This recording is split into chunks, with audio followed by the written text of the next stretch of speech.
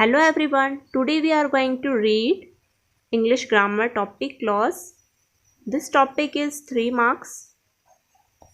ये जो टॉपिक है ये आपके एग्ज़ाम के पॉइंट ऑफ व्यू से 3 मार्क्स का है. First of all we will reading definition of clause.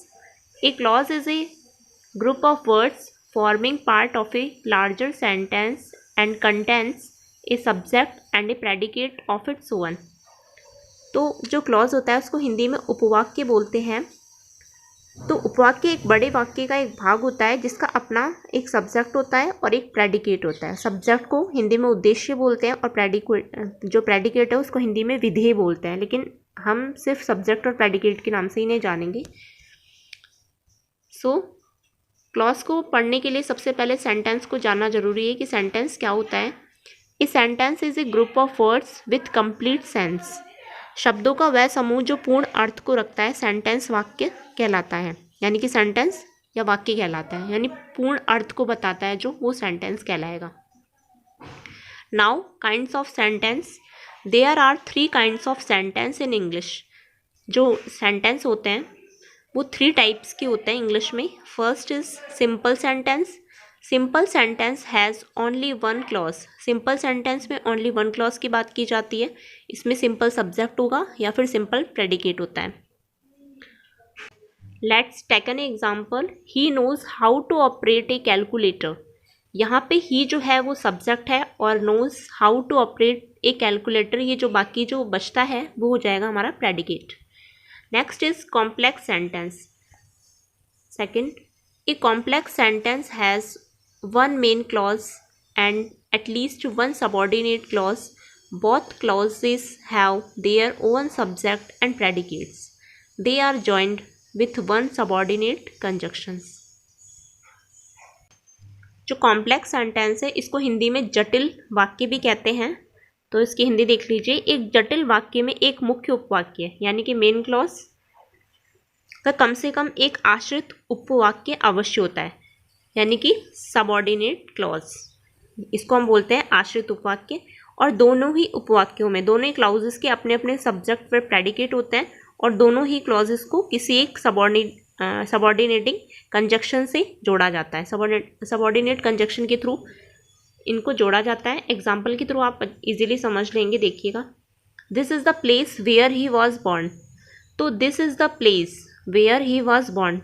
Hair this is a subject and is the place is a predicate. यहाँ पे दिस जो है वो सब्जेक्ट हो जाएगा और मैंने आपको बताया था कोई भी हेल्पिंग वर्ब हो या फिर वर्ब है तो उसके बाद जो भी होती है वो सारी प्रेडिकेट है, यानी हेल्पिंग वर्ब और वर्ब जो ये बचती है उसको हम उसके बाद से जो भी सेंटेंस में बचता है वो हो जाएगा हमारा प्रेडिकेट. अब यहाँ पे वेयर जो है वो कंजक्शन है और ही वॉज बॉर्न, इसमें भी ही जो हो जाएगा वो सब्जेक्ट है और वॉज बॉर्न ये हो जाएगा प्रेडिकेट.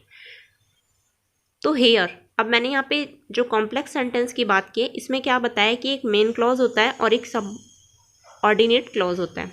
तो इसमें दिस इज़ द प्लेस ये तो हमारा क्या हो जाएगा, मेन क्लॉज हो जाएगा, यानी इसके बिना तो सेंटेंस कंप्लीट ही नहीं होगा. ठीक है, मेन क्लॉज क्या हो जाएगा, दिस इज़ द प्लेस, यह वह स्थान है, तो ये हो जाएगा मेन क्लॉज. वेयर क्या हो जाएगा, ये कंजक्शन है और ही वॉज बॉर्न तो ये सबऑर्डिनेट क्लॉज है, यानी कि इसके ऊपर ये सेंटेंस के ऊपर डिपेंड है. मेन क्लॉज के ऊपर कौन सा डिपेंड है, कौन सा सेंटेंस हमारा डिपेंड करता है, ही वॉज बॉर्न.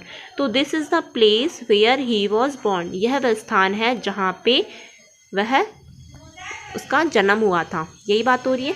तो कौन सा स्थान, तो मेन क्लॉज, यानी कि जिससे हमारा आंसर निकलता है कि कौन सा, तो this is the place where he was born. अब क्या हुआ था, तो ये ही वॉज बॉर्न ये कंप्लीट सेंटेंस नहीं है, किसके ऊपर डिपेंड है, मेन क्लॉज के ऊपर डिपेंड है. तो इस टाइप के जो सेंटेंस होते हैं वो होते हैं complex sentence. Next third is compound sentence. A compound sentence has a principal clause and at least a coordinate clause. Both clauses are independent. They are joined with coordinating conjunction of 2 coordinate clauses are used with a coordinating conjunction in a compound sentence. इसको हिंदी में देखेंगे. अब क्या होता है, compound sentence को हिंदी में बोलते हैं संयुक्त वाक्य, यानी कि आपस में जोड़ करके जो बनाया जाता है सेंटेंस उसको बोलते हैं संयुक्त वाक्य. तो एक संयुक्त वाक्य में एक प्रिंसिपल क्लॉज किसको बोलेंगे? मेन क्लॉज को ही बोलते हैं। प्रिंसिपल क्लॉज किसको बोलेंगे? मेन क्लॉज को ही बोलेंगे। तो एक संयुक्त वाक्य में एक प्रिंसिपल क्लॉज यानी कि मेन क्लॉज और कम से कम एक कोऑर्डिनेट क्लॉज होगा। दोनों क्लॉज जो होते हैं वो स्वतंत्र होते हैं, इंडिपेंडेंट होते हैं, वे कोऑर्डिनेटिंग कंजक्शन से जुड़े होते हैं, यानी कि कंजक्शन से जुड़े होते हैं। और संयुक्त वाक्य जो कंपाउंड सेंटेंस में दो समान कोऑर्डिनेट क्लॉज और कोऑर्डिनेट कंजक्शन के साथ इनका यूज़ होता है।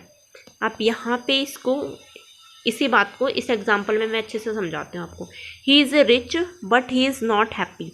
यहाँ पे देखेंगे जो ही क्या है, अगर मैं ही की बात करूँ तो ये तो हो जाएगा सब्जेक्ट, और इज़ रिच जो हो जाएगा वो हो जाएगा प्रेडिकेट, और बट हो जाएगा कंजक्शन। और सेम नेक्स्ट वाले सेंटेंस में ही इज़ नॉट हैप्पी, ही क्या हो जाएगा सब्जेक्ट, और बाकी जो बचता है वो हमारा प्रेडिकेट। इतना तो आपको क्लियर होगा। इसके बाद देखिए, जब हम कंपाउंड सेंटेंस की बात करते हैं तो यहाँ पे ही इज़ रिच क्या है? प्रिंसिपल क्लॉज है, ये प्रिंसिपल क्लॉज है। और बट क्या है? ये कंजक्शन है। और ही इज़ नॉट हैप्पी ये क्या है? कोऑर्डिनेट क्लॉज है, जो कि इससे जुड़ा हुआ है, ये जॉइंट हुआ है इससे। तो ये प्रिंसिपल क्लॉज यानी कि मेन क्लॉज ये हो जाएगा, और इसमें कंजक्शन बट का यूज़ किया है, और बाकी जो बचता है वो हमारा कोऑर्डिनेट क्लॉज हो जाएगा। ठीक है, दोनों इंडिपेंडेंट सेंटेंस है, एक दूसरे पर डिपेंड नहीं है। ही इज़ रिच, अब यहाँ पे ये सेंटेंस भी कंप्लीट है, ही इज़ रिच। अब लेकिन इसको मैंने जोड़ा है तो बट का यूज़ करके, फिर बाद में भी जो सेंटेंस है वो भी इंडिपेंडेंट है कि he is not happy. He is rich, वह रिच है लेकिन वो हैप्पी नहीं है। तो इस टाइप के जो सेंटेंस होते हैं वो होते हैं कंपाउंड सेंटेंस। अब हम बात करते हैं काइंड्स ऑफ क्लॉज की, कि क्लॉज के कितने काइंड्स होते हैं। तो इसके अभी तक हमने जो पढ़ा है उसी चीज़ को यहाँ पे डिफाइन किया हुआ है कि प्रिंसिपल क्लॉज, जिसको हम मेन क्लॉज भी बोलते हैं, सेकंड है सब ordinate clause, and third is coordinate clause. अब देखते हैं, प्रिंसिपल क्लॉज के कोई काइंड्स नहीं होते हैं, सब ऑर्डिनेट जो होते हैं क्लॉज उनके ही काइंड्स होते हैं 3। तो इसमें आएगा, first is noun clause, second is adjective clause, and third is adverb clause. यानी कि सब ऑर्डिनेट के 3 काइंड्स और होंगे, noun clause, adjective clause and adverb clause. Now this topic is completed. We will continue read this topic in next video. Thank you and have a nice day.